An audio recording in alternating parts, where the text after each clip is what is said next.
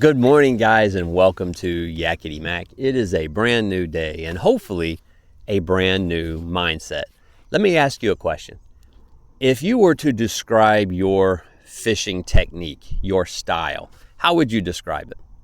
If you would have asked me that question a few days ago, I would have said shallow water, structure, slow, methodical. That's how I would have described my style, my strategy.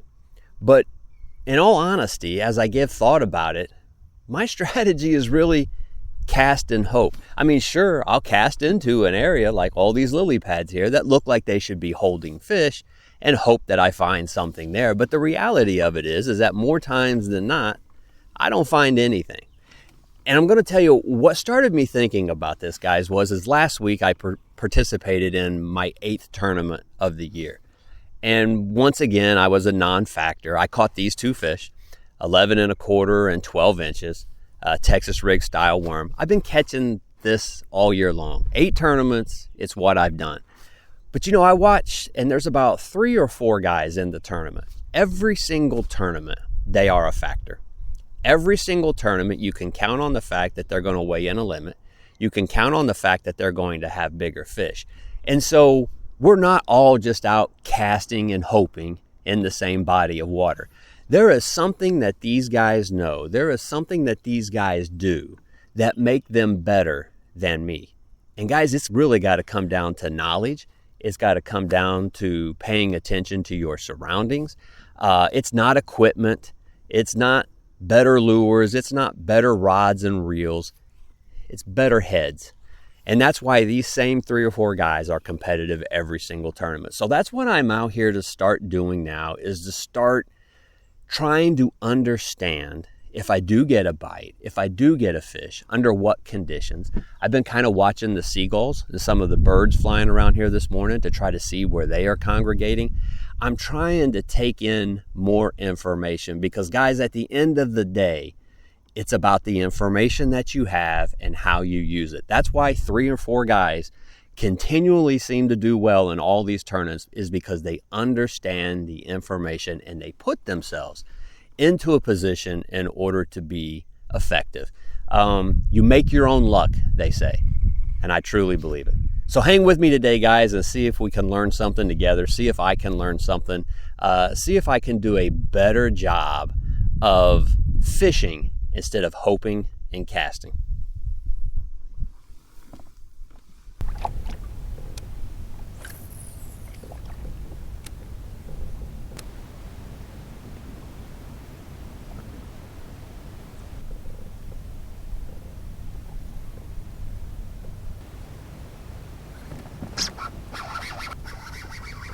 Got him. What is it? It's a damn flounder. Well, guys, I caught my first ever flounder. I had thrown out around some grass where I saw some fish activity, and had a thump. Line never really moved. I just kind of felt a thump, and when I pulled on it, I feel it was kind of tight, so I set the hook, and lo and behold, my first ever flounder. Kind of cool, but not what I'm going for. But anyway, caught him on just a Texas rigged worm. My first ever flounder. Well, at least I didn't get skunked today, but not what I'm after. There he goes. Well, I'll be down.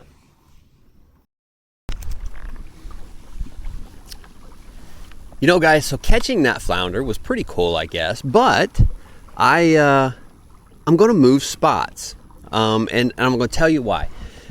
There's a guy in our club, in our bass club, Kayak Bass Club. He has a YouTube channel as well. In fact, the name of the channel is 8 Mile Drifter, and I will link his channel in the description down below. Check him out. But he's a very good fisherman, and he does a wide variety of fishing. And a lot of times he goes out targeting flounder. And when I've watched his videos, one of the things that I notice is that when he's catching flounder or he's catching reds, a lot of times both of them in those same areas, the fish he's not catching are bass.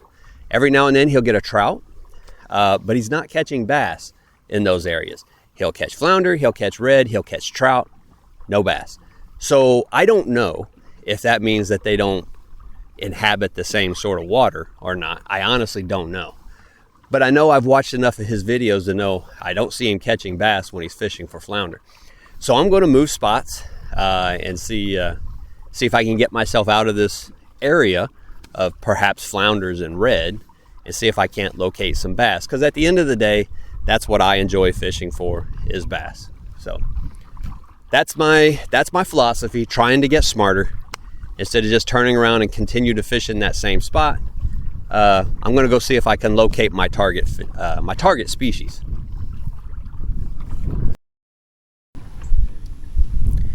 Okay guys, so I'm facing a pretty decent sustained wind and current, which is making it very difficult to throw any sort of soft plastic.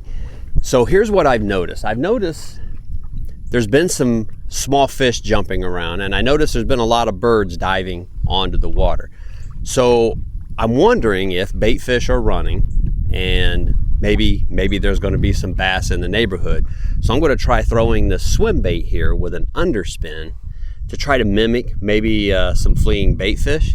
See if I can get anything with that. It's a moving bait, so I don't have to sit in one place and work it slowly like I would a soft plastic.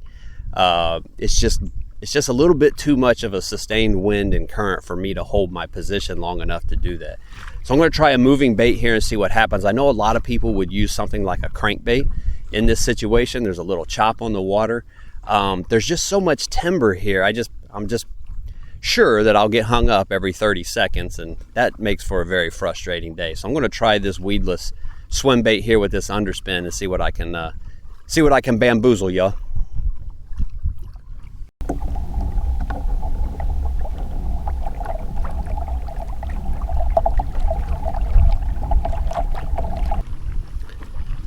So guys, I've thrown that swim bait with the underspin for probably about 45 minutes or so.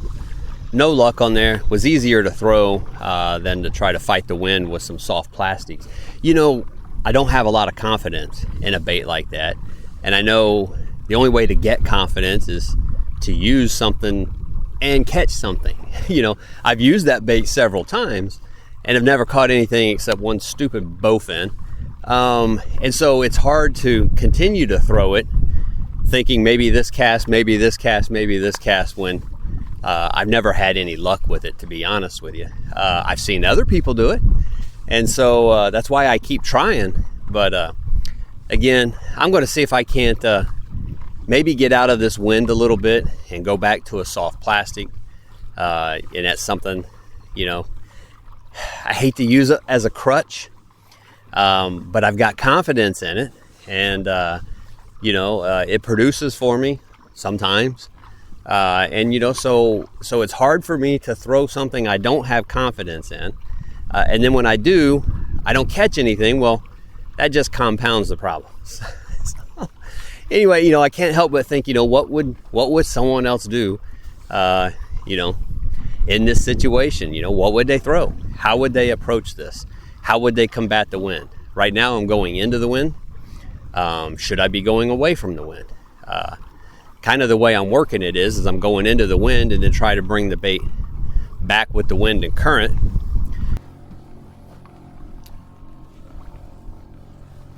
Another brutal outing. You know, guys, I tried to do more than just cast and hope today. I tried to really kind of take in my surroundings. You know, I tried fishing with the wind. I tried fishing against the wind. I threw swim bait, Texas rig. I threw toad, a lot of grass about 4 foot deep or so, right through here. Threw a toad, just kept bringing it through it. Couldn't get anything happening there either. I'm at a loss. It's frustrating because you know, I can't help but think, if today were a tournament day, we'll get back to the ramp and the same 3 or 4 guys are going to have fish. And so I got to figure out something. If there's a good book to read, by all means, turn me on to it. Or if there's a website where you learn a lot, or a YouTube channel, that you learn a lot, and it's not somebody just simply trying to push product. By all means, feel free to pass that along. I've got to get more educated. It is not it's not a luck thing. It's not a right place, right time, and so on and so forth. It's just, it happens too frequently for it to be that. So the evidence is clear. I've got to learn more. I've got to recognize more. I'm not exactly sure how to go about that, but I am open to suggestions for sure. I got to make it happen. Failure is not an option, y'all. Thank you for watching today. I appreciate you. I always appreciate you guys watching. Do me a favor and hit that thumbs up, that like button. I like every video I watch. It's just kind of the nice thing to do. And if you're not a subscriber, man, I hope you'll subscribe. I've got some camping stuff I'm getting ready to do here in about a month. Our annual fishing trip here, our annual camping trip is coming up here in about a month down to Gulf State Park. I can't wait to do some stuff centered around the campground and camping, as well as some fishing that I'm going to do while I'm there as well. So by all means, if you're not a subscriber, I hope you'll become one. Be sure to share this video and leave me a comment, guys. Let me know, what the hell am I doing wrong? Appreciate you watching, y'all. You have a wonderful, wonderful day. And hey, look, no matter what you've got going on in your life, always make sure you take some time to get outside and play.